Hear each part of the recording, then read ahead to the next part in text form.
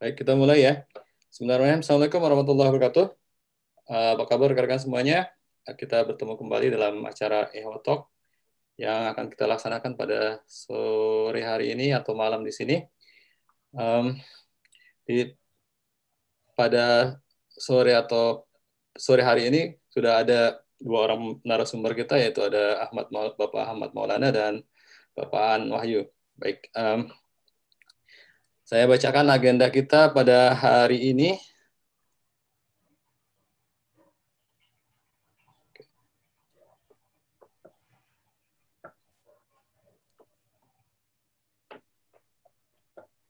Baik, ini adalah agenda kita pada sore hari ini. Yang pertama adalah profil narasumber. Kita akan melihat bagaimana profil mereka. Kemudian setelah itu kita akan mendengarkan paparan dari masing-masing narasumber, An Wahyu dan Ahmad Maulana. Setelah itu kita akan melakukan diskusi. Baik, sebelum kita sampai ke profil pembicara kita, saya akan menampilkan sebuah trailer untuk acara Ehotalk spesial minggu depan, karena mungkin terakhir selama Ramadan ya. Baik, ini adalah trailernya.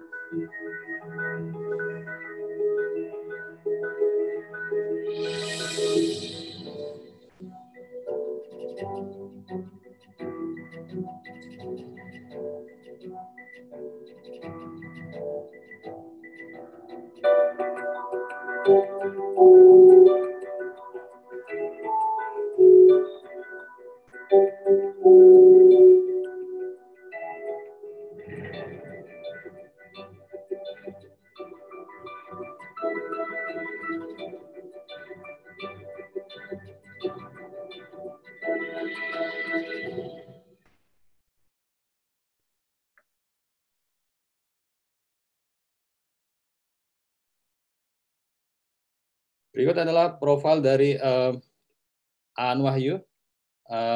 Aan Wahyu adalah seorang security consultant pada salah satu perusahaan IT security yang ada di Indonesia. Kemudian dia juga seorang independent security researcher. Kemarin Aan adalah developer dari Belati, salah satu tools yang dipakai untuk OSINT. Kemudian sekarang sedang menempuh studi S1. Selanjutnya Bapak Ahmad Maulana adalah seorang principal security consultant. Kemudian dia juga adalah seorang independent security researcher. Pendidikannya dulu di STM Pembangunan ya. Baik, untuk kesempatan pertama kita beri kesempatan kepada Aan dulu ya. Untuk materi kali ini akan sedikit banyaknya membahas tentang OSINT untuk dasar-dasar seperti apa dari prinsip OSINT sendiri, dan juga sebenarnya sedikit perkenalan Belati. Jadi Belati itu dulu pernah dirilis waktu pas beberapa tahun lalu. Nah, kebetulan pertama kali Belati dirilis itu waktu saat ID Security Conference waktu di JCC Jakarta, dan juga sempat pertama kali dirilis di e-Zine untuk Eho. Nah, untuk perkenalan sedikit, nama saya An Wahyu. Saya sekarang security consultant di Synexis. Saya juga aktif di OSINT dan beberapa open source juga.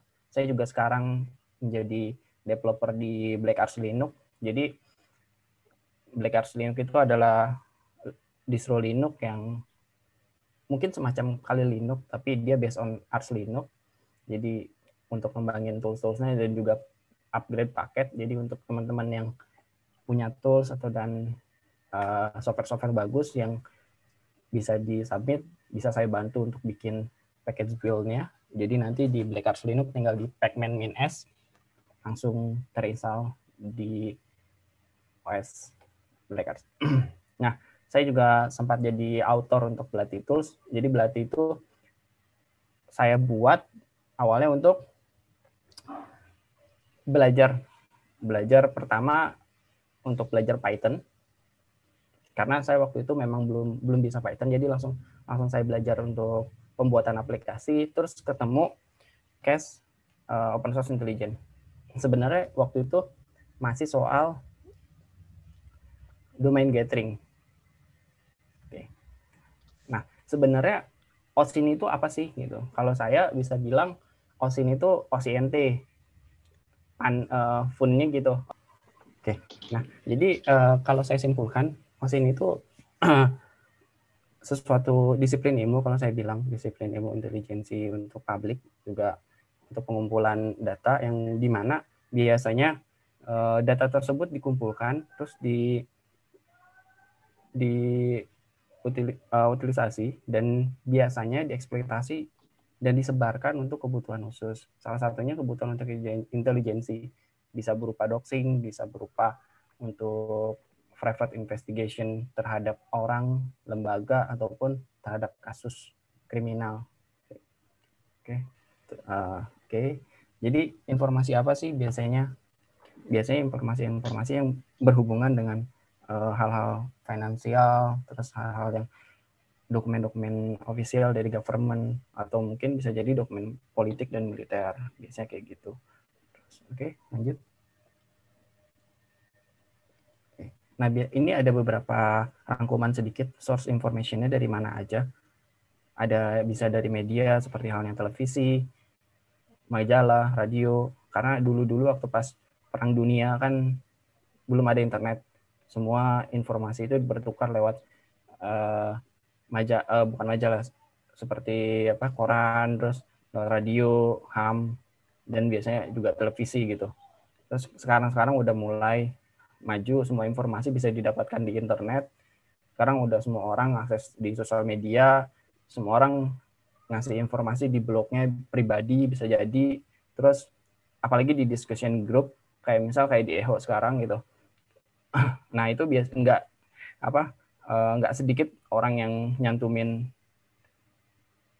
informasi pribadi, entah itu email, entah itu nomor telepon di diskusi. Apalagi kalau misal kayak kalau sekarang orang seneng namanya open backpack.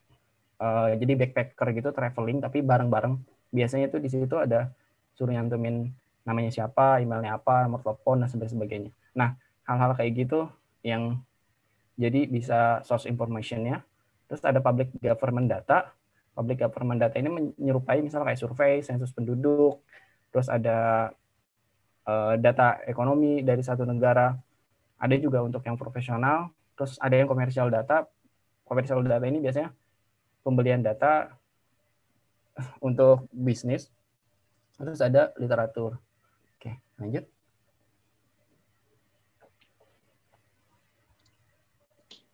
Oke, nah ini beberapa tipe yang ada di intelijensi.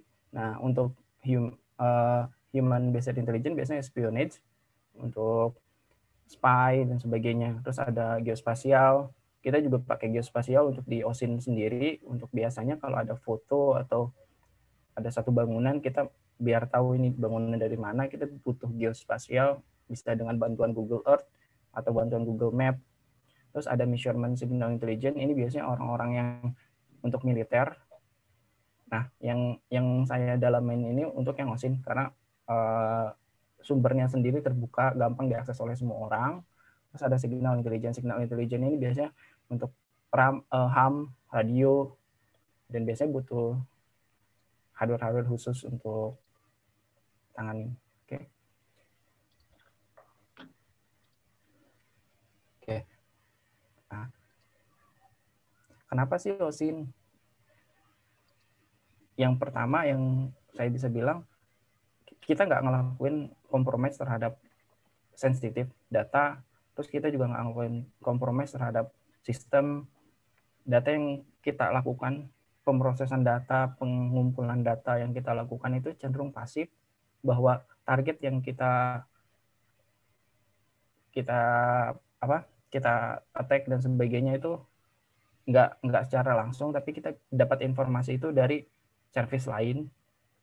Cakupan datanya cukup luas karena internet sendiri pun memberikan informasi yang sangat banyak. Semua orang bisa cari informasi itu.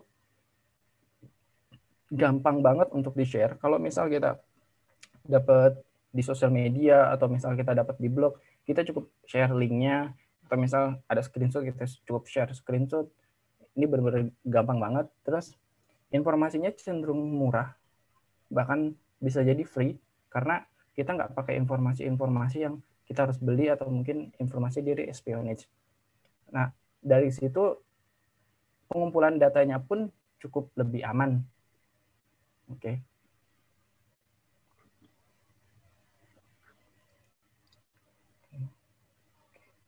Oke, terus lanjut Mas. Nah, how to fail. Jadi OSINT sendiri ada limitasinya. Salah satunya identifikasi dari datanya ini bisa jadi nggak komplit. Kita bisa jadi dapat A, B, C, dan D, tapi E untuk data yang pentingnya itu kita nggak bisa dapetin, dan kita nggak bisa berharap apa-apa. Yang kedua, data yang kita dapetin ini unstructured, masih Shutter datanya.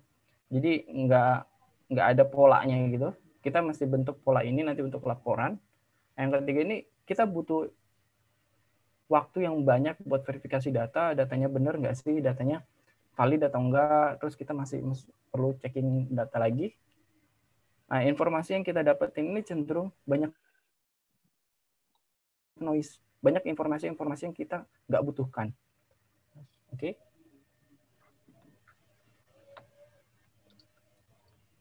Oke, terus Mas. Oke, nah ini ada sedikit mind map. Jadi dari OSINT sendiri, misal kita mau dapetin video, kita dapetin social media account, terus ada domain, ada vehicle, terus ada Tor. Di sini sudah dibuatkan mind map-nya sendiri. Waktu 2018 ini dari Webreacher sudah bikin mind map, bisa dicek nanti. Oke, lanjut. Oke. Ini untuk bidang-bidangnya, biasanya OSINT dipakai di mana aja. Pasti OSINT dipakai di government, karena untuk media monitoring, media analis, survei, itu pasti banget.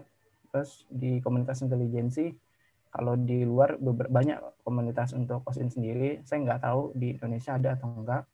Terus untuk kebutuhan militer, yang keempat biasanya penegak hukum. Penegak hukum ini bisa jadi OSINT untuk kebutuhan pencarian, kayak misal child abuse, drug dealer, atau dan sebagainya. Nah, yang kelima ini ada bisnis, ini komersial data, bisnis data, terus ada untuk riset dan sipil. Oke, lanjut.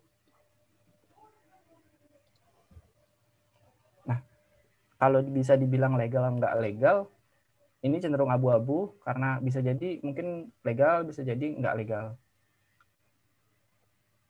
Ketika kita gathering information-nya ini, kita gathering information yang legal, karena informasi ini disebarkan oleh orangnya. Nggak legalnya mungkin ketika kita mendapatkan informasi ini tanpa persetujuan, gitu. Bisa terbilang seperti ini masih abu-abu. Lanjut, lanjut Mas.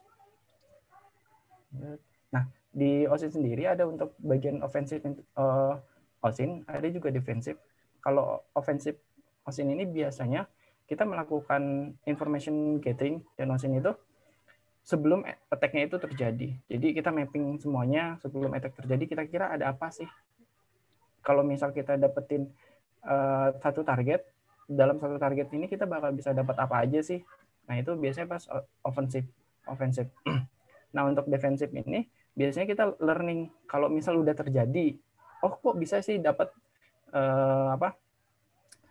dapat informasi ini dari mana, biasanya itu udah terjadi, terus baru kita learning dari situ. Oke. Nah, ini ada 5 proses tahapan untuk OSINT. Yang pertama, kita lakukan source identification. Jadi proses ini benar-benar vital kalau menurut saya, vital. Jadi pada fase ini kita mesti tahu source-nya apa aja yang bakal kita, misal kita mau ngedoxing orang, kita mesti tahu kita source-nya kemana, entah itu sosial media kayak Twitter, Facebook, atau mungkin kayak Kaskus dan sebagainya.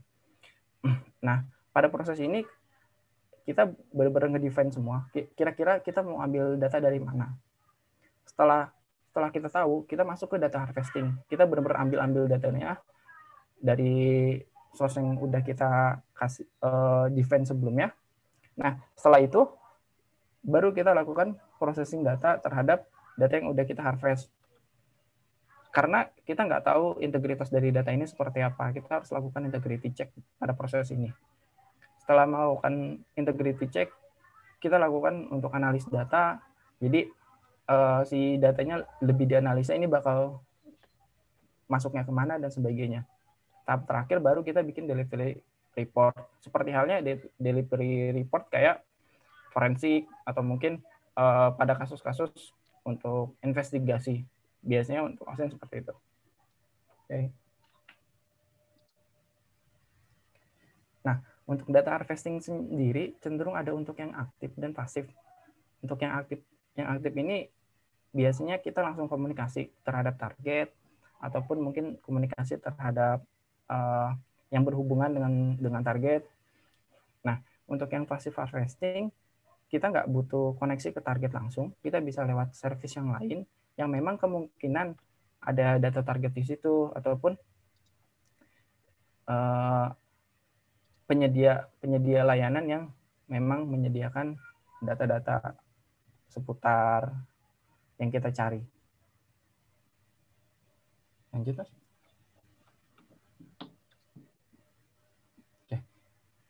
Oke, lanjut, Mas.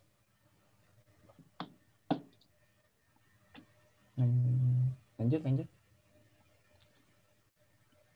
Nah, jadi dari beberapa itu saya coba rangkum setidaknya beberapa proses pengumpulan data waktu itu pas proses pembuatan Belati, saya masih implementasi untuk domain gathering. Nah, setelah implementasi domain gathering bertahun-tahun, sekitar mungkin 2 tahun, Belati ini discontinue, belum saya develop lagi karena masih ada beberapa hal yang jadi concern saya. Kenapa Belati ini belum ada update lagi, terus juga kendala dari real life-nya itu juga banyak banget untuk kesibukannya. Oke, terus. Nah, jadi saya bisa bilang Belati itu dulu traditional Swiss Army knife for Austin. Kenapa Belati ini dibuat? Justru Belati ini dibuat karena dulunya saya belum bisa Python, terus pengen belajar Python karena saya sempat apply ke salah satu company tapi ternyata saya ditolak. Terus ya udah akhirnya saya coba belajar untuk Python, ternyata menarik. Oh, Python ini mudah banget diimplementasi, terus bahasanya juga human readable. Nah, dari situ saya mikir kira-kira saya bisa bikin apa ya. Saya lihat-lihat trendingnya, oh ternyata open source intelligence itu lagi trending waktu itu sekitar 2016 atau 2017 lagi trending. Saya coba untuk gathering information.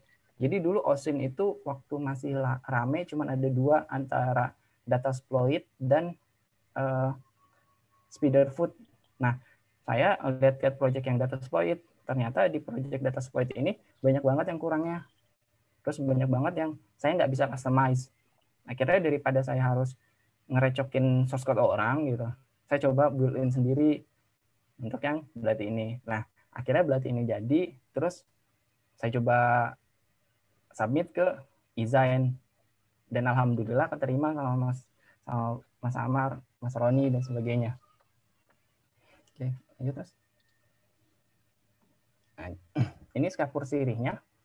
Jadi awalnya untuk collecting data berupa dokumen ataupun website, domain, dan orang. Jadi dulu sempat sampai mau profiling ke orang. Saya udah scraping ke LinkedIn, saya udah scraping ke kalaupun ada Ristek Dikti saya coba ke sana gitu. Tapi untuk versi yang itu saya nggak sempat publish ke publik, jadi baru sampai domain doang untuk modulnya. Oke, lanjut. Nah, jadi ini based on Python. Ini untuk instalasinya bisa langsung ke cloning digitnya. Untuk repositorinya juga masih nyala. Terus ini kalau mau pakai Docker, jadi bisa kalau pakai Python langsung di live, kadang ada banyak masalahnya, perlu dioprekin itu. Bisa kita pakai Docker. Oke, terus. Nah, kalau pakai BlackArch tinggal pacman -s berarti dia udah langsung ada untuk data-data yang dibutuhkan. Oke, lanjut. Nah, apa sih yang berarti bisa gitu? Waktu itu saya buat. Lanjut, Mas.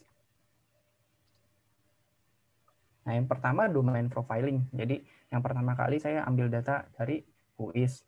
Karena di WHOIS ini banyak banget informasi-informasi sensitif yang biasanya kalau orang awam belum dilakukan masking terhadap WHOIS data. Jadi dari sini misal ada registrar info, ada owner siapa, di mana, tinggalnya di mana, terus nomor telepon atau enggak email address. Ini informasi sensitif yang saya bisa bilang oh bisa dimanfaatkan gitu. Oke, lanjut.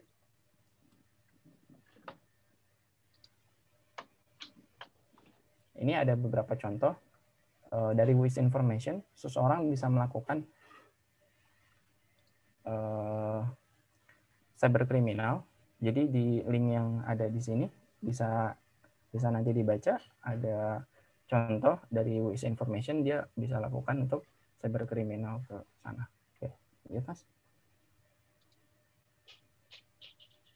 Nah, saya juga melakukan subdomain mapping. Kenapa? Karena dulu itu masih rame, belum rame seperti sekarang untuk subdomain enumeration, subdomain untuk brute force dan sebagainya. Jadi pas dulu saya terpikir, saya pengen tahu nih dari domain ini kira-kira ada subdomain apa sih tanpa saya harus ngecek untuk ngedik dan sebagainya gitu. Jadi di Belati ini saya sudah bikinkan untuk subdomain mapping yang salah satunya saya ambil data-data dari Dennis Damser, terus saya ambil data-data dari sertifikat transparansi, saya juga ambil data dari DIG dan juga ambil dari seperti halnya PGP dan sebagainya. Oke, kenapa? Karena banyak banget subdomain yang kita nggak tahu itu subdomain ada dan ternyata subdomain ini terpublish ke internet. Bisa jadi kadang si subdomain ini berisi service-service yang menarik. Kayak contohnya aplikasi yang masih beta tapi ternyata dia udah pakai HTTPS yang itu sertifikatnya sudah bisa terlihat oleh orang banyak. Oke, lanjut. Oke, ini ada beberapa teknik, salah satunya brute force, dan reverse lookup, terus search engine. Ini paling umum banget untuk search engine. Terus ada John transfer, ada sertifikat transparansi. Oke, lanjut Mas. Oke. Nah, jadi waktu itu saya implementasi untuk Belati sendiri. Saya ambil dari DNS Damser, terus ada ambil dari crt.sh, terus dari beberapa service yang memungkinkan untuk diambil data subdomain itu. Contohnya di sini saya langsung ke rndc.org.id. Jadi di sini ada beberapa subdomain yang bisa didapatkan. Oke, terus.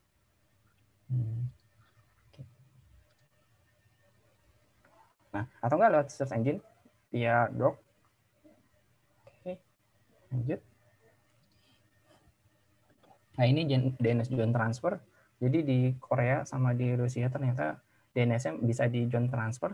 Dan di Indonesia juga dulu saya pernah ngelakuin John Transfer di beberapa ini. Dan ternyata masih possible ada untuk DNS John Transfer. Jadi si Belati ini saya kasih untuk kemampuan untuk bisa DNS John Transfer. Kalau misal nantinya ada satu domain yang bisa DNS John Transfer, dia bakal ngelis bahwa domain ini bisa di John transfer. Nah, ini DNS John scanning. Jadi kita bisa tahu DNS recordnya seperti apa untuk satu domain. Misal di sini ada RNDC, ada domain untuk record A, NS, MX, dan TXT. Oke, ini ada, saya juga gathering untuk DNS servernya apa. Oke, terus. Nah, dari Blati sendiri juga dibekali dengan fitur untuk CMS detector. Jadi ini pure implement lokal. Saya nggak ngambil ke API manapun. Jadi kalau misal dimasukkan kayak contohnya petroknisma.com, nanti dia bakal kedetek, oh ternyata petroknisma.com ini CMS-nya WordPress, terus dia pakai database-nya ini, terus programming language-nya ini, dan sebagainya. Oke, terus lanjut. Nah, untuk yang tadi sertifikat transparansi, jadi sertifikat transparansi ini adalah suatu gagasan yang awalnya dimulai oleh sekelompok orang yang nggak percaya dengan CA, nggak percaya dengan root CA, karena CA itu bisa aja diinjek, entah itu by orang ataupun by penyedia CA itu, atau mungkin by government. Jadi ada banyak kasus sertifikat itu diinjek. Nah, sertifikat transparansi ini ada untuk monitoring, ada nggak sih yang nge-issue sertifikat yang misal sama dengan sertifikat yang diinjek dan sebagainya. Oke, lanjut. Ini contohnya saya pakai crt.sh. Di sini bisa kelihatan subjeknya apa, CA-nya dan sebagainya, dibuat kapan. Jadi kita bisa monitoring kalau misalnya ada yang buat CA. Oke, lanjut terus. Nah, saya juga tertarik dengan SVN dan Git subfolder. Jadi selama pengalaman saya pentest, banyak banget aplikasi-aplikasi yang Git dan SVN-nya itu bisa diakses. Kalau Git dan SVN-nya bisa diakses, kita sudah bisa mendump satu aplikasi secara penuh biasanya gitu. Nah, dengan di Blati ini juga saya sudah bekali fitur ini. Jadi kalau dimasukkan domainnya apa atau subdomain, dia bakal ngechecking Git dan SVN-nya bisa diakses atau di dump atau enggak gitu.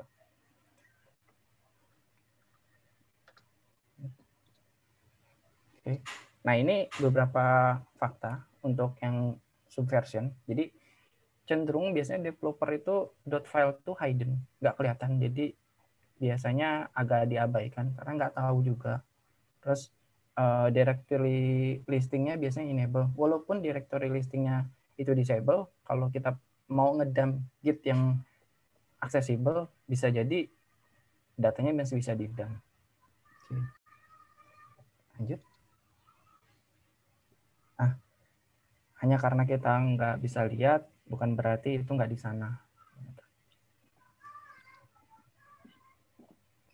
Ini contohnya, jadi himbauan bahwa jangan pernah nge-expose .git ataupun .svn. Makanya ada namanya git ignore pas kita upload, atau dari web server sendiri mendisable kalau ada akses ke Jadi dari file .git ini kita bisa dump, nanti dumpnya ini bisa diekstrak, dan ekstrak datanya ini yang nantinya berupa source code aplikasi. Lanjut. Oke, nah contohnya seperti ini. Jadi di sini saya download Git filenya.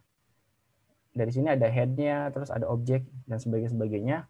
Nah, ini masih berupa Git file. Lanjut terus. Nah, kalau misal si Git-nya di dump terus diekstrak, jadinya bakal seperti yang ini. Kita bisa dapetin file PHP-nya ataupun file apapun yang ditaruh di Git folder itu. Jadi kita bisa dump data dari Git yang sudah kita download tadi. Lanjut. Nah, hal ini saya bisa bilang bahwa ini sudah kalah sebelum perang. Jadi sebelum aplikasi rilis ke publik, kita sudah bisa dumping datanya tanpa ketahuan. Jadi ya nggak bagus lah. Next. Ataupun kita mau searching data by email. Jadi kita mau tahu kalau domain eho.id ini yang punyanya siapa aja sih? Terus listnya apa? Nah ini saya email harvestingnya. Kalau dulu ada namanya The Harvester yang punyanya itu, tapi saya nggak pakai The Harvester, jadi saya bikin sendiri domainnya. Terus juga ada service namanya emailhunter.io. Jadi kalau kita masukin informasi domain, nanti dia bakal ngelis ada nggak sih email-email yang pakai domain ini. Tapi saya nggak pakai itu karena itu berbayar, jadi saya pakai built-in pribadi. Jadi saya lewat Google Searching dan PGP, karena untuk PGP server itu bisa kita query data. Oke. Nah, ini yang paling saya suka, namanya The Voca. Jadi dulu ada di Windows, tools namanya Voca. Tool ini biasanya bisa dapetin dokumen-dokumen dari satu domain, entah itu PDF, entah itu Office, ataupun XLS, TXT, dan sebagainya, atau image bahkan. Ini bisa kita dapetin. Nah, dulu saya penasaran, bisa nggak sih Voca ini diimplementasi lewat Python murni gitu.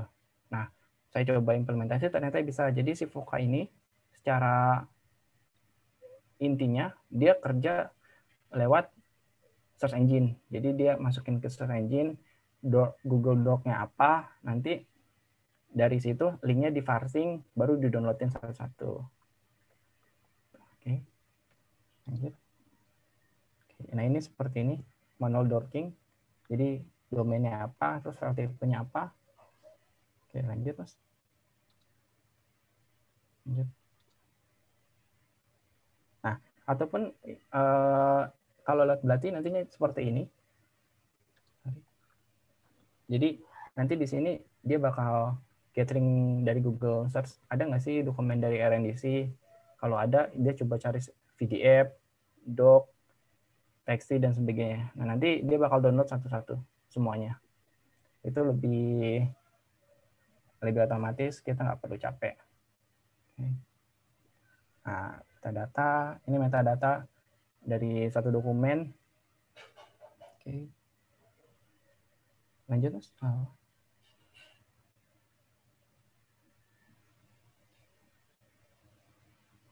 Oke, ini exif dari PDF, dari metadata si PDF-nya sendiri. Oke, lanjut Mas. Exif image.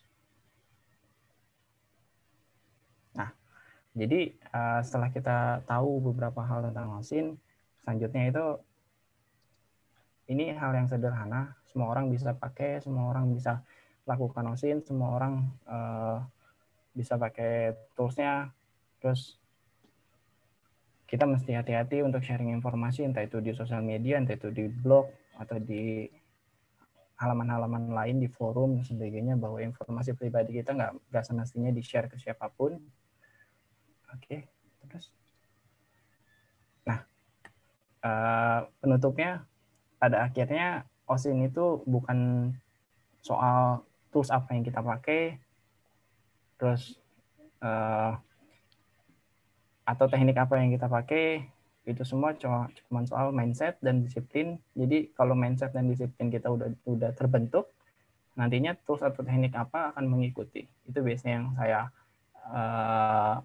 doktrin ke orang-orang. Seperti itu, Kinas. Terima kasih. Baik, demikian tadi adalah paparan dari Aan tentang Blati. Ada yang nanya, An, bisa nggak Blati buat nyari info tentang mantan?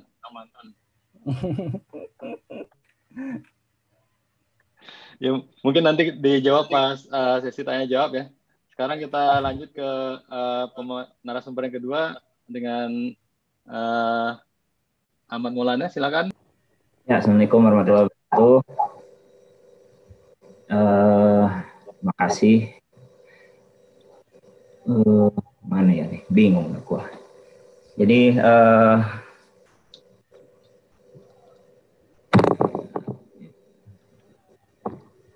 oke, singkat aja.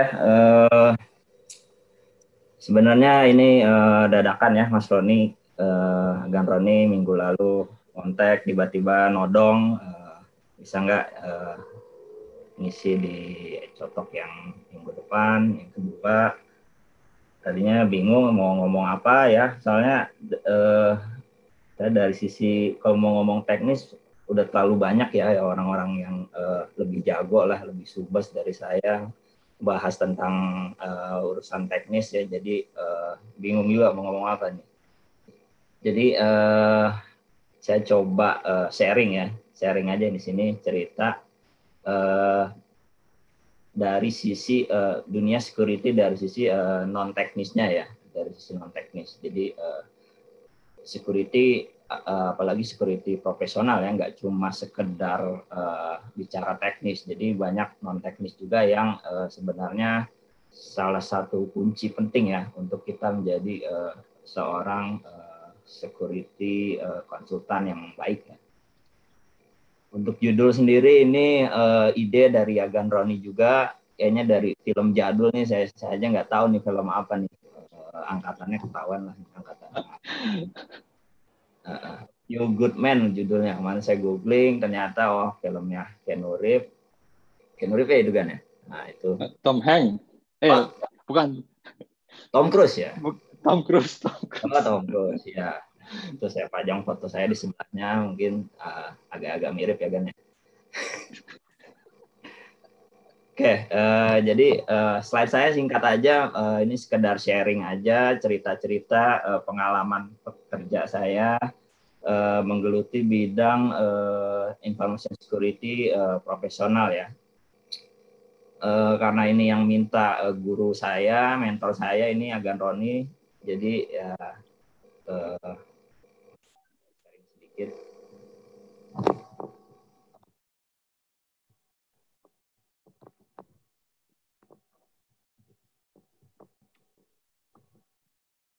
Oke, ini profil saya. Tadi di slide-nya Agan Roni agak ada kekeliruan ya. Saya bukan lulusan BSI, Mas.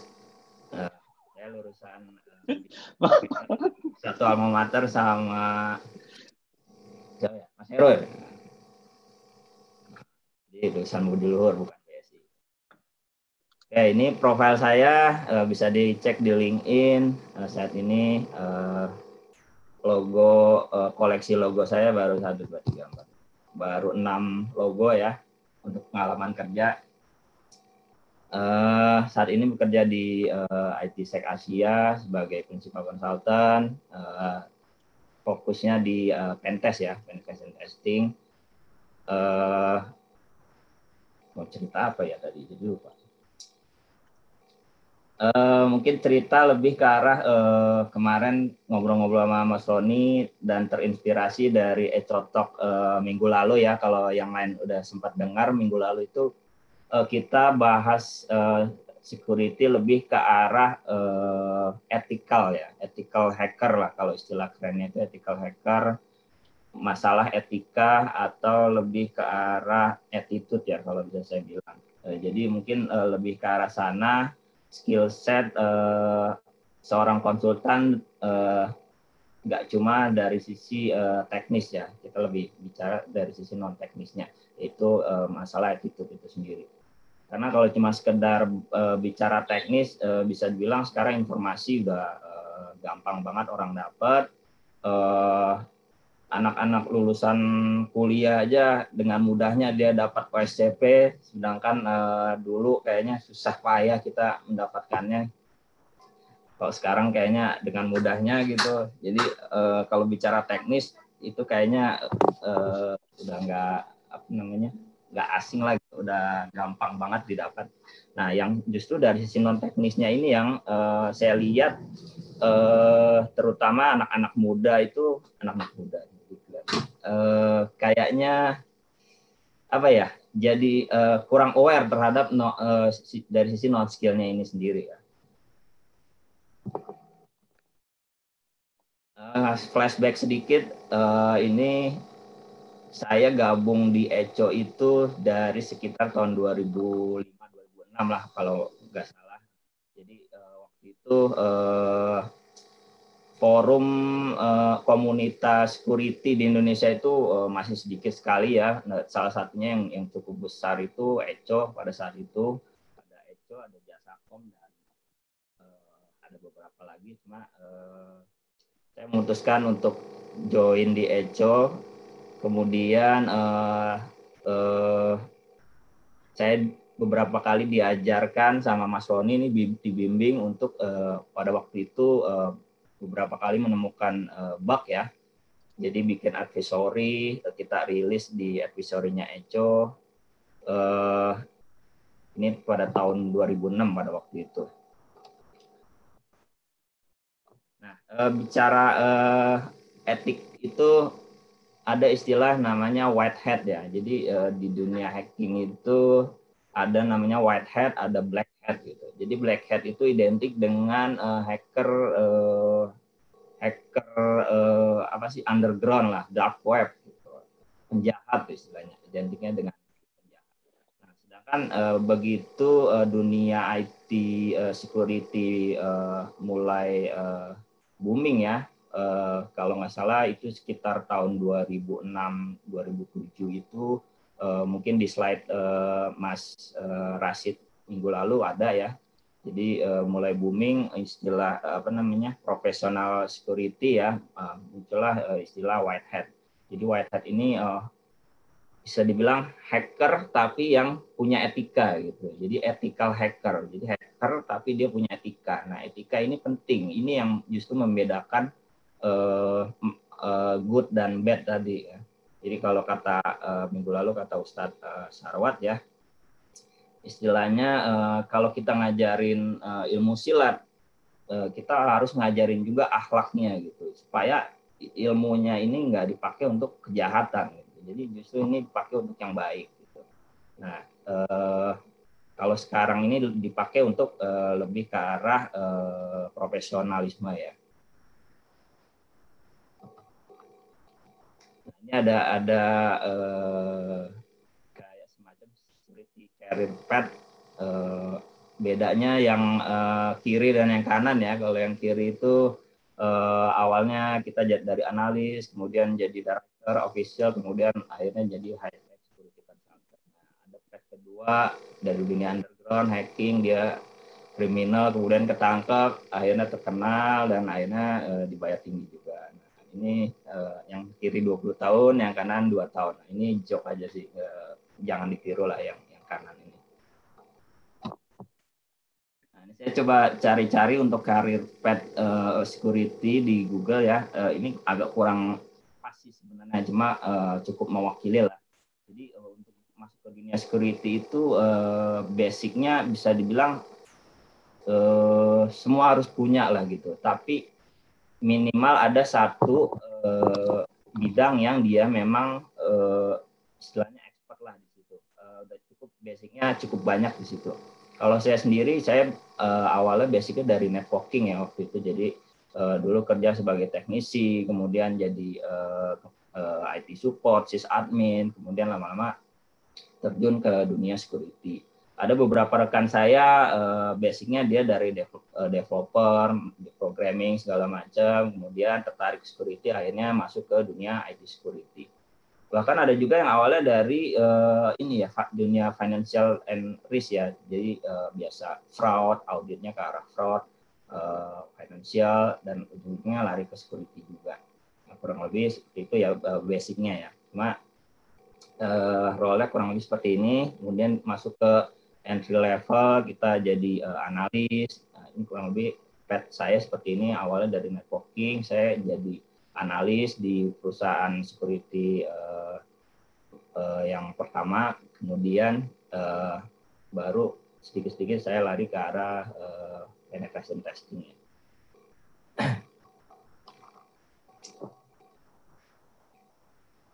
Oke, dari sisi pengalaman kerja sendiri, saya kurang lebih 13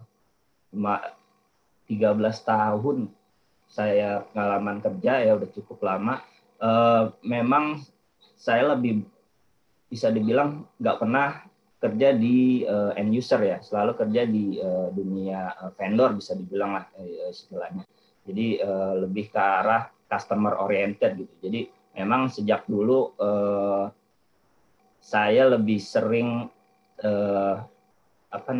value yang saya sering dapat adalah customer orientednya ini, karena kita kerja di dunia service ya, pelayanan, jadi lebih ke arah service, ke arah customer ya. Jadi banyak ketemu customer, ngobrol, kemudian gimana kita berinteraksi dengan customer yang berbeda-beda, gimana kita beradaptasi dengan situasi yang berbeda-beda dari masing-masing customer. Nah, memang pengalaman inilah yang selalu saya bawa di setiap kali saya melakukan engagement project ya. Jadi inilah soft skill yang ingin saya kedepankan lah di sini. Jadi kita nggak cuma ngemajuin sisi teknis saja. Oh, gue jago nih pentest, gue jago nih sertifikasi gue bererot berbaris lah banyak gitu. Tapi justru sekarang klien itu, customer itu juga nggak cuma itu yang dilihat. Ada sisi lain yang mereka lihat gitu. Jadi dari sisi nanti ada beberapa poin yang akan kita bahas ya.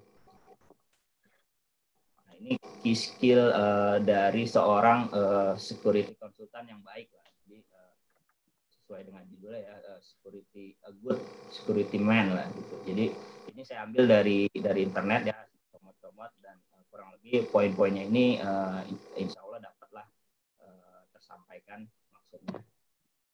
Nah, untuk menjadi seorang security consultant yang baik ya kita harus pertama creative thinking ya. Jadi kita mesti punya mindset out of the box lah, kalau istilahnya dari Jim Giovedi pernah menyebut ya.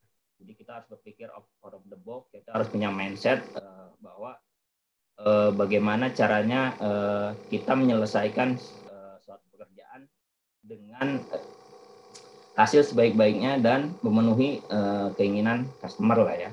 Jadi bagaimana kita bisa menyelesaikan dengan cara-cara yang bisa dibilang kadang-kadang nggak wajar, tapi justru klien suka gitu.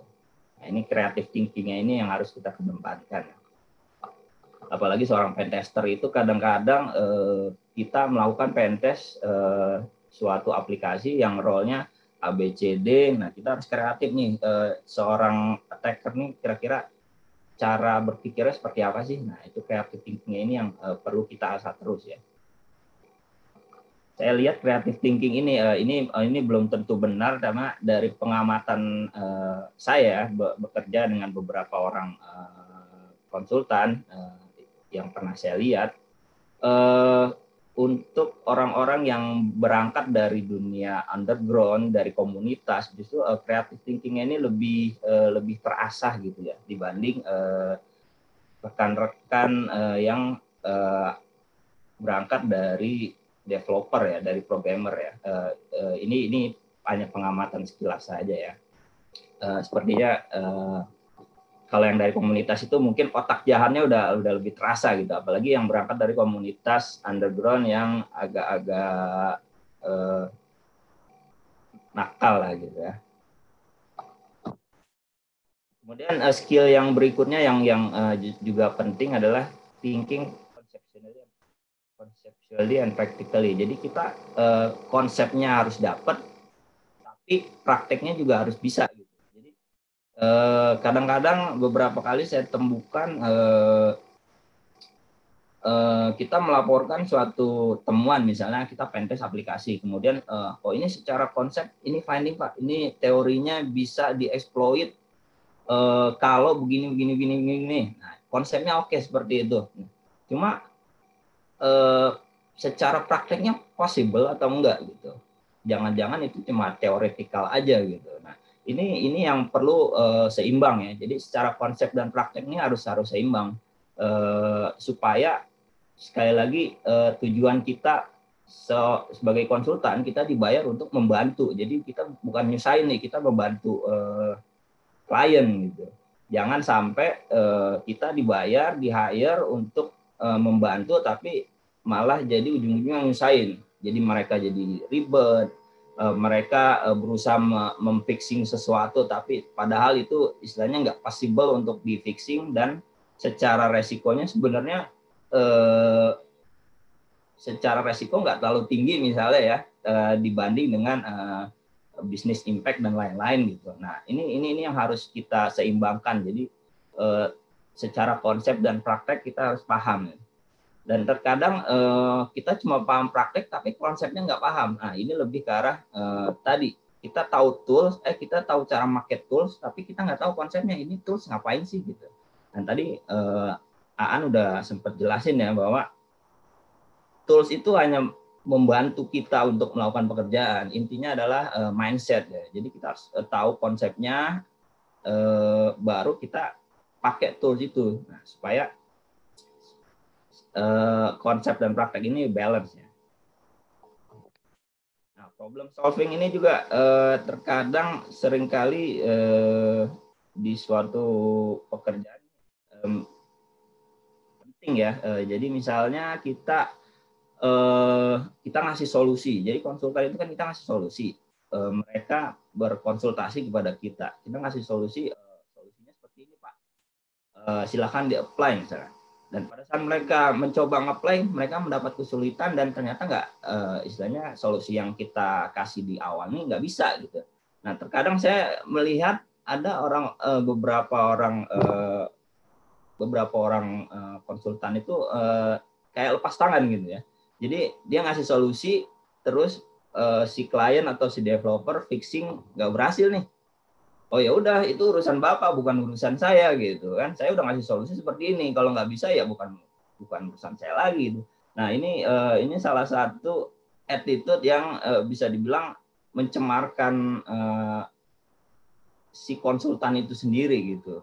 Jadi si developernya ngerasa, loh kok ini kita nanya kok nggak dibantu gitu. Nah ini salah satu skill yang sebenarnya penting ya untuk konsultan ini punya. Nah, communicating clearly and empathically. Nah, jadi komunikasi ini justru yang sangat penting nih. Saya sering melihat orang dari sisi teknis bagus banget. Oh, ini jago lah. Skill teknisnya jago, sertifikasi banyak. Istilahnya udah nggak diragukan lagi nih dia untuk melakukan pentest dari sisi teknis misalnya. Tapi dari sisi komunikasinya dia nggak bagus gitu. Dia nggak bisa menjelaskan apa yang dia kerjakan. Dia nggak bisa menjelaskan apa yang dia temukan. Pada akhirnya nggak sampai pesannya ke klien gitu. Jadi lu nemuin apa? Mungkin kalau yang sempat lihat dulu waktu Digit sempat show video gitu ya. Jadi si hacker bilang, oh gue nemu SQL injection. Terus si kliennya, terus kenapa? Ya gue nemu SQL injection. Ya terus kenapa? Ya ini high risk, lu harus benerin. Ya kenapa gue harus benerin? Kenapa ini high risk? Nah ini yang nggak nyambung gitu. Jadi komunikasi ini penting. Kita harus bisa menjelaskan dengan jelas, mengkomunikasikan dengan jelas solusi yang perlu disampaikan kepada klien. Gitu. Dan juga harus ada empati ya. Empati ini jadi wah ini kita ada deadline nih Mas. Oh kita harus selesai minggu depan nih karena di kerjaan ini kita dapat tekanan dari manajemen. Nah ini kita nggak bisa yang kita nggak bisa bilang, oh saya nggak mau tahu Pak, saya butuh saya butuh waktu 5 hari, nggak bisa lebih singkat lagi. Ini nggak bisa ditawar. Terserah mau deadline-nya kapan, terserah mau launching kapan, pokoknya ini saya nggak bisa. Nah ini bicara tanpa empati namanya. Jadi kita empatinya ini harus dikedepankan gitu. Paling nggak kita, oh gitu ya Pak, baiklah kita usahain Pak. Nah, paling nggak dengan empati itu klien itu akan merasa kebutuhannya dimengerti lah gitu. Jadi nggak cuma wanita yang minta dimengerti ya, klien juga minta dimengerti gitu. Nah, collaboration with all job level. Nah, kadang-kadang seorang konsultan itu kita berinteraksi dengan orang-orang yang secara level berbeda-beda ya, dengan tidak bermaksud merendahkan. Jadi kadang-kadang kita interaksi langsung dengan orang teknis, developer dan lain-lain. Kadang-kadang kita juga harus berinteraksi dengan senior atasannya, manajer, atau bahkan dari sisi BOD atau manajemen ya. Jadi dari berbagai level ini kita harus bisa selain menempatkan diri lah, dan bagaimana kita memantaskan diri kita di level-level yang berbeda ini, gimana caranya berinteraksi. Nah, misalnya kita dengan level developer, kita bisa lah, bro-broan gitu ya. Oh bro, gimana nih bro? Gua lu misalnya gitu. Nah, tapi dengan level manajemen BOD kayaknya agak-agak kurang pantas lah kalau seperti itu.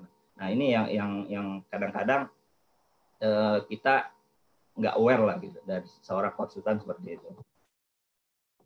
Organization dan time management ya. Jadi kita harus organize dan bisa memanage waktu. Jadi misalnya kita melakukan pentest ya, kita catat kapan kita melakukan suatu aktivitas. Misalnya kita melakukan eksploitasi terhadap server A, kita dapat akses, terus kita download sesuatu. Nah, tapi ini kita nggak catat nih waktunya kapan, download file apa aja, kita masuknya lewat mana, jam berapa. Nah, ini terkadang sering lupa nih orang-orang untuk mencatat, untuk mengorganize kegiatannya ini. Nah, ini penting karena terkadang pada saat kita presentasi ditanya, ini kapan ngerjainnya, jam berapa, mana lognya, ada catatannya nggak, ada buktinya nggak. Nah, ini akan backfire ke kita lah, akan jadi bumerang buat si konsultan itu sendiri. Nah, curiosity ini dari sisi si konsultan ini, rasa penasaran ini harus terus diasah ya, terus dilatih ya, supaya dia bisa terus belajar. Jadi karena dia penasaran, dia akan belajar gitu ya. Nah, credibility ini terakhir, dan di dunia security itu sempit ya, bisa dibilang dunia security itu sempit, orangnya itu aja, dan pastinya di yang hadir di sini pun orangnya ya itu aja lah, subes-subes yang sudah saya kenal lah, bisa dibilang. Nah, karena dunia security itu sempit ya, kredibilitas ini penting untuk menjaga supaya kita tetap bisa survive ya di dunia security ini. Karena beberapa kali saya dikontak oleh rekan-rekan ya yang sudah bekerja dan punya posisi di perusahaan lain, dan kontak saya, lu kenal nggak nih anak ini, namanya si ini, dulu sempat kerja di sini. Oh kenal, gimana dia attitude-nya? Nah, biasanya yang pertama kali ditanya tuh attitude-nya, bukan skill-nya ya. Ini orang skill-nya jago apa enggak? Enggak. Yang ditanya tuh attitude. Gimana attitude-nya? Oke enggak? Ya, karena teman yang nanya, pastinya kita akan ngasih referensi ya sesuai kenyataan lah. Kita nggak mau nyusahin teman, dan itu akan jadi kredibilitas kita juga gitu. Makanya jangan sampai kita mencemarkan nama baik kita di dunia IT security lah, karena dunianya sangat sempit dan orangnya itu aja, dan kebanyakan mereka, apalagi yang udah lama berkecimpung di IT security, pasti sekarang udah memegang posisi lah di perusahaan-perusahaan di Indonesia. Dan dengan menjaga kredibilitas ini kita akan bisa survive ya. Dan tentunya kredibilitas ini juga akan ngikut nempel di kita pada saat kita engagement di klien juga ya. Jadi pada saat kita melakukan suatu pekerjaan dan klien puas hasilnya dengan pekerjaan kita, wah nih kerjaannya si Anu hasilnya bagus nih, menyeluruh, dan pada saat dia jelasin presentasi hasilnya bagus, kita bisa nangkep dan dia mau bantu. Nah, ini testimoni, feedback yang bagus ini akan meningkatkan kredibilitas kita, dan pastinya akan balik ke kita juga ya. Nah ini, good consultant, we help our customer. Jadi kita nolong customer, bukan nyusahin ya. Kita dibayar tuh bukannya buat nyusahin mereka, karena beberapa kali klien dan biasanya level-level apa namanya orang-orang developer gitu ya, yang istilahnya bersinggungan langsung dengan orang security ya, biasanya nih mereka defensif ya dengan kita, karena track recordnya yang sebelumnya misalnya wah pentest nih, usahain nih gitu, wah pasti rese nih orangnya nih.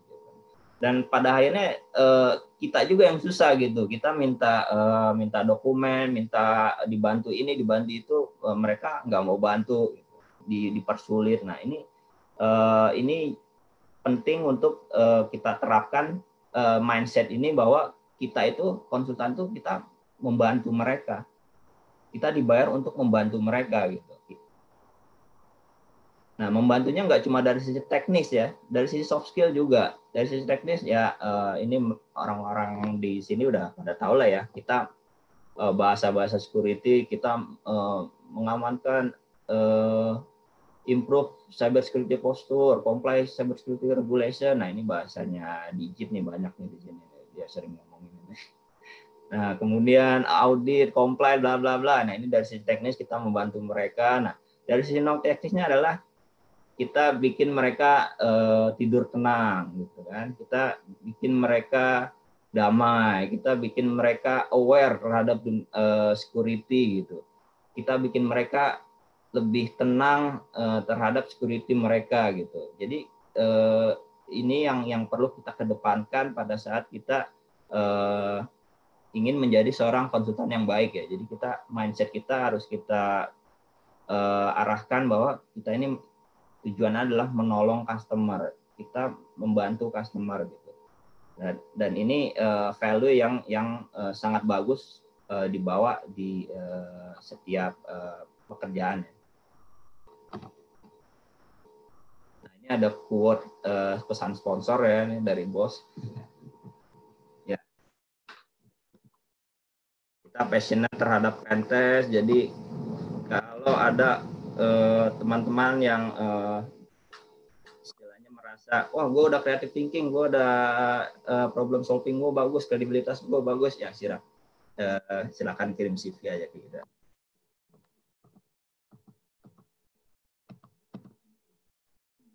Ya itu aja, singkat aja, mungkin lebih sharing dari saya, mungkin lebih banyak tanya jawab kalau ada yang mau ditanyakan ya. Baik, terima kasih buat Agan Ahmad Maulana. Saya pernah bekerja bareng dengan Agan Ahmad Maulana ini, dan saya melihat beliau adalah orang yang bekerja keras mulai dari nol ya, mulai dari nol, lulus dari STM Pembangunan, masuk ke salah satu ISP, terus mulai dari nol, belajar dan segala macam. Akhirnya ya sekarang sudah di posisi Principal Security Consultant ya. Seperti itu. Baik, selanjutnya kita akan masuk sesi tanya jawab. Silakan yang mau bertanya, silakan raise hand-nya, nanti kita unmute terus bisa bertanya langsung. Silakan bisa bertanya kepada Aan ataupun kepada Ahmad Maulana.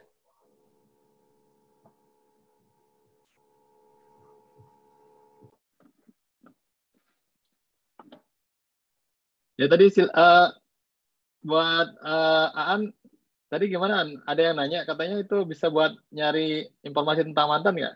Yang belatinya. Halo Mas. Ya.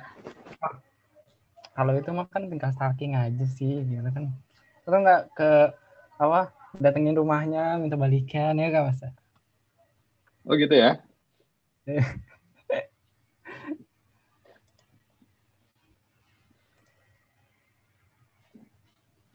Oke, ada yang bertanya nggak dari rekan-rekan semua yang di sini? Silakan.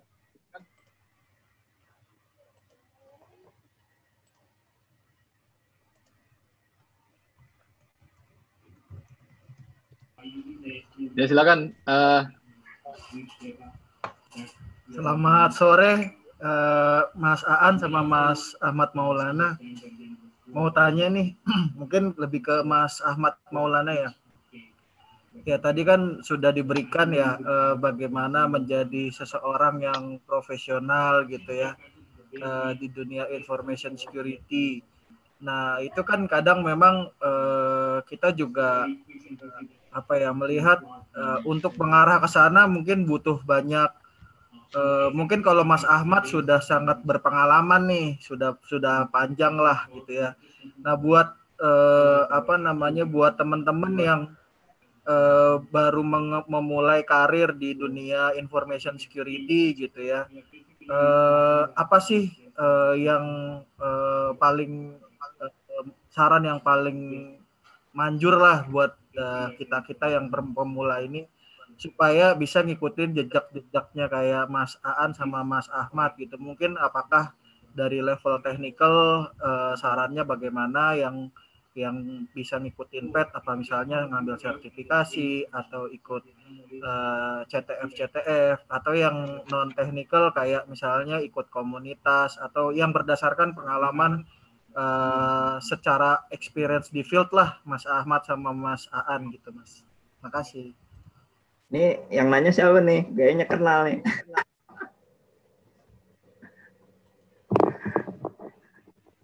Kalau Mas Digit sih bukan pemula lah, ini subas nih pasti.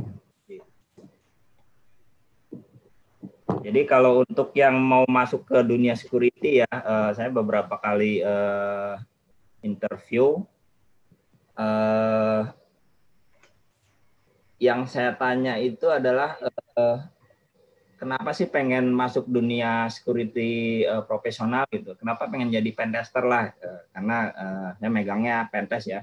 Kenapa pengen jadi pentester? Nah, beberapa orang tuh istilahnya jawabannya apa ya? Kok nggak sesuai dengan ininya ya? Jadi ada beberapa yang jawab, oh saya mau masuk dunia security karena lagi naik daun mas. Dunia security ini lagi booming lah istilahnya, dan bayarannya makin lama makin tinggi. Ini dari sisi mindsetnya aja udah salah gitu. Mindsetnya ini yang penting ya. Jadi yang pertama kali kita set jadi mindset kita untuk masuk ke security adalah saya suka di dunia IT security gitu. Kayak Digit ya. Wah, dia hobi gitu. Sampai malam-malam sering nongol gitu kan di grup bahasannya tuh berbobot, selalu berbobot gitu ya kan. Karena memang dia suka di situ, dia passion gitu. Kan nggak dibayar pun dia mau ngomong security, kan gitu ya. Jangan-jangan ngigonya juga tentang security dia. Nah, bisa jadi gitu. Cuma pertanyaannya nikah kapan gitu.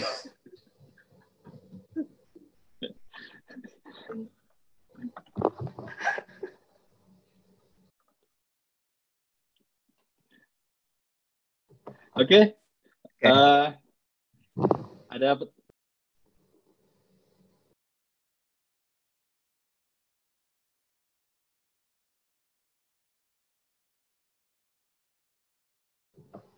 ini rusuh di chatnya nih mas.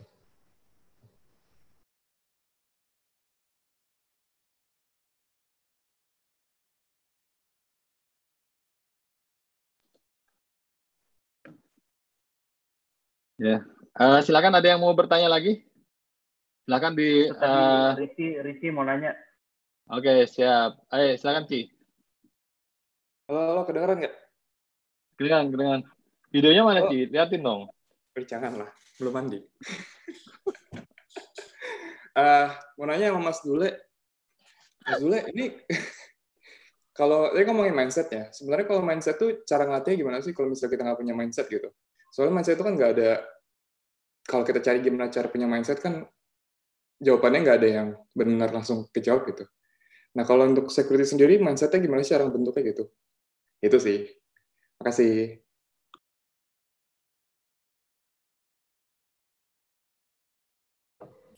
Oke, ini mindset dari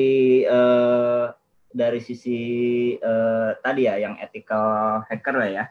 Jadi mindset konsultan yang baik lah ya. Itu lebih ke arah apa namanya ya? Mindset itu susah juga ngejelasinnya, dia abstrak ya kan, karena memang bagaimana pola pikir kita gimana ya, lebih ke arah apa ya,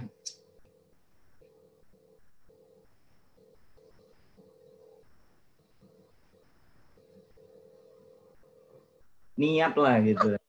Jadi niat kita ini apa namanya, niat baik pasti akan jalannya baik gitu. Niat jahat jalannya jahat gitu. Nah, mindset ini lebih ke arah niat kita ini mau seperti apa gitu. Kita niatnya mau membantu atau niatnya mau show off gitu. Misalnya kita niatnya mau show off bahwa gue jago nih di bidang ini gitu. Gue jago ngejebolin ini gitu.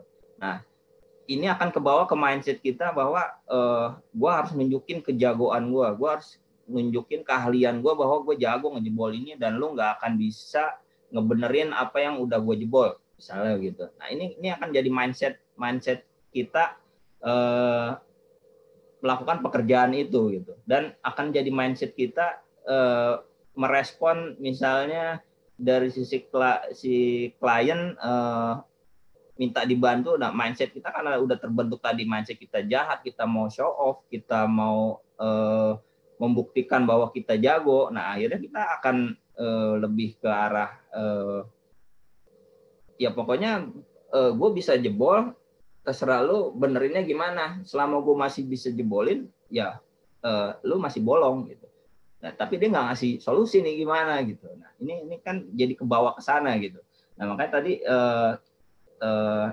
bahasa Ustadz Sarwat, kita bersihkan hati lah gitu, kayak Ustadz doang. Ustadz dulu ya mungkin kalau mindset itu lebih ke motif kali ya, atau goal yang ingin dicapai. Jadi mungkin kalau kata Gan Ahmad Maulana tadi bilang harusnya konsultan itu untuk solving problem dari klien, tapi jangan sampai jadi kayak menyelesaikan masalah dengan masalah ya. Kalau itu sih prinsip saya tuh, moto saya tuh. Jangan nambah masalah kan. Jangan nambah masalah ya. Baik. Ada yang bertanya lagi nggak? Sudah mau buka belum di sana nih? Di sini udah mau sahur nih. Silakan yang ingin bertanya. Itu ada yang tanya tuh di chat dari ya, ini Randi, ada yang bertanya katanya. dari Randi. Nanya dong, Madule, bagaimana caranya menyeimbangkan pendapatan Mendes dengan pendapatan recehan? Recehan apa nih Gan, maksudnya Gan?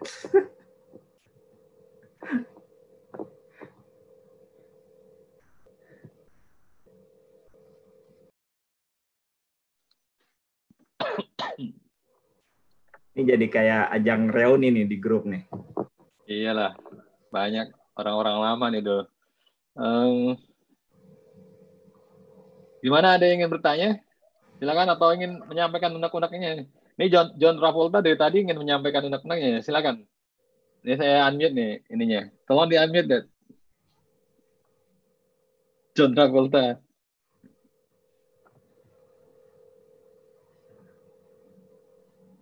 Ya, Gan Roni aja sharing Gan. Gimana menjadi security consultant level dunia nih Gan, internasional Gan. Nah, Gan Roni ini panutan saya ini.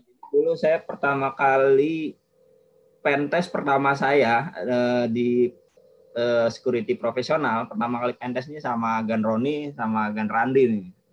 Ini pertama kali saya pentest itu kayak gimana sih Gan gitu kan. Nah, saya diajarin tuh dulu. Nah, makanya ini panutan saya nih, sampai dia sekarang udah level internasional. Tinggal itu aja nih yang belum saya ikutin nih. Katanya udah ke Singapura dulu. Jalan-jalan doang Kan. Oke. Ya mungkin kalau di sini sedikit berbeda ya, karena mungkin kalau di Indo mungkin kebanyakan project-nya itu on-site, jadi bisa mesti ketemu klien, terus ketemu onsite di klien dan sebagainya, terus ketemu dengan tim mereka dan sebagainya. Kemudian kalau di sini di tempat saya sekarang ini sedikit berbeda karena perusahaannya global, jadi kliennya bisa di mana saja di belahan dunia yang lain, jadi tidak secara face to face ketemu dengan klien, terus komunikasi dengan lewat email ataupun kalaupun misalnya ada meeting lewat call dan sebagainya, ya itu pun agak jarang. Ya memang sedikit berbeda dengan yang di sini dan di sana. Tapi salah satu kelebihan ketika jadi konsultan, ketemu dengan banyak klien, mengenal environment baru, terus networking banyak dan sebagainya. Jadi kalau kata teman saya itu, sebenarnya pekerjaan di Jakarta tuh banyak sekali, asalkan kita punya teman, asalkan kita punya banyak networking. Seperti misalnya kalau Gan Ahmad Maulana selalu bilang, lo ada ini nggak, ada teman nggak? Saya butuh pentester nih di tempat saya. Nah, tinggal bilang ke teman-temannya, dan itu berdasarkan referensi, itu lebih lebih gampang dipertanggungjawabkan. Tinggal blame aja misalnya ke orangnya yang nge-refer dia, seperti itu. Kemudian kalau sekarang ini lagi di tempat saya dan di tempat yang lain, umumnya itu ketika kita nge-refer orang itu biasanya ada bonus, referral bonus dan sebagainya, tergantung besarannya dan sebagainya. Dan biasanya setelah 3 bulan lewat masa probation, biasanya itu cair dan sebagainya, seperti itu gitu. Jadi sebenarnya rekan-rekan yang ingin misalnya nyari kerjaan, tinggal bilang ke Ahmad Maulana atau tadi siapa tadi, Digit ya yang ngomong tadi, tinggal bilang ada lowongan ya Git di kantornya, seperti itu ya, kira-kira seperti itu. Jadi itu, terus ditanya pengalaman saya dengan di sini dan itu,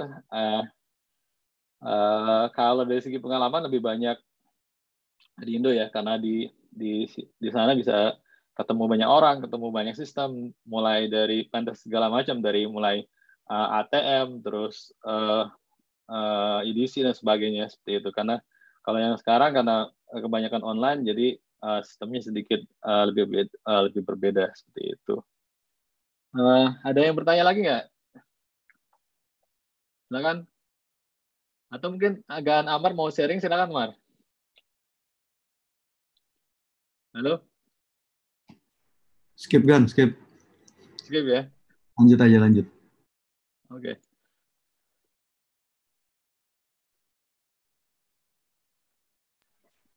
Ada pertanyaan lagi tuh di chat dari Oke. Rungga. Ada pertanyaan dari Agan Rungga nih. Mau nanya ke Subes Aan dan Dule, gimana pendapat Agan misalnya tentang pentester profesional suka menampilkan data yang bocor. Nah, gimana? Etiknya gimana tuh? Boleh apa enggak tuh? Silakan. Mulai dari Aan dulu nih. Ya balik lagi, profesional itu kayak gimana? Kalau misal dianya seperti itu, saya bisa bilang ya itu bukan profesional lah di bidang apapun gitu kan. Di bidang apapun bukan profesional, karena ya kenapa gitu loh, dia harus menampilkan data-data yang bocor, terus kayak ada yang bangga gitu, dia udah kayak gini dan sebagainya gitu kan. Padahal kan ya sekalipun mungkin dia udah dapat data dan sebagainya, publikasi itu mestinya dipikir ulang. Kayaknya kayak gitu sih Mas, menurut saya. Oke. Silakan Agan Ahmad Maulana, silakan dari sisi etiknya gimana? Dari 8 skill tadi aja ini udah nggak dapat orang ini gitu. Jadi sangat-sangat nggak profesional ya. Jadi dari sisi etika aja udah menyalahi aturan. Dia sudah di-hire secara profesional untuk melakukan pekerjaan yang pastinya akan bersinggungan dengan data sensitif ya. Kemudian dia data sensitif yang berhasil dia dapat ini dia bocorkan ya keluar. Nah, ini udah dari sisi etika itu udah menyalahi aturan gitu. Kemudian dari sisi legalnya sendiri itu udah kena juga, karena pastinya ya pengalaman saya pentest pasti ada namanya NDA. Nah, sebelum mulai setiap pentester pasti udah sign yang namanya NDA. Nah, di NDA itu udah tercantum ya klausulnya bahwa segala data sensitif terkait klien yang bersangkutan tidak boleh dibocorkan, atau kalau sampai bocor nanti akan terkena hukum, dan ya detailnya seperti itulah gitu. Jadi dari sisi etika dan dari sisi legal pastinya menyalahi lah, dan kredibilitas si oknum ini pastinya akan langsung jatuh lah ya di dunia security. Pasti kan tadi sudah saya bilang bahwa dunia security sempit ya. Nah, begitu si orang ini kena kasus seperti ini gitu, udah langsung wah nyebar kemana-mana di komunitas dan lain-lain. Bisa dibilang ya klien mau make juga ragu-ragu gitu. Wah nanti kalau engage sama saya di pentest, kemudian dia dapat data, disebar lagi gitu kan. Nanti database-nya dijual gitu kan, 91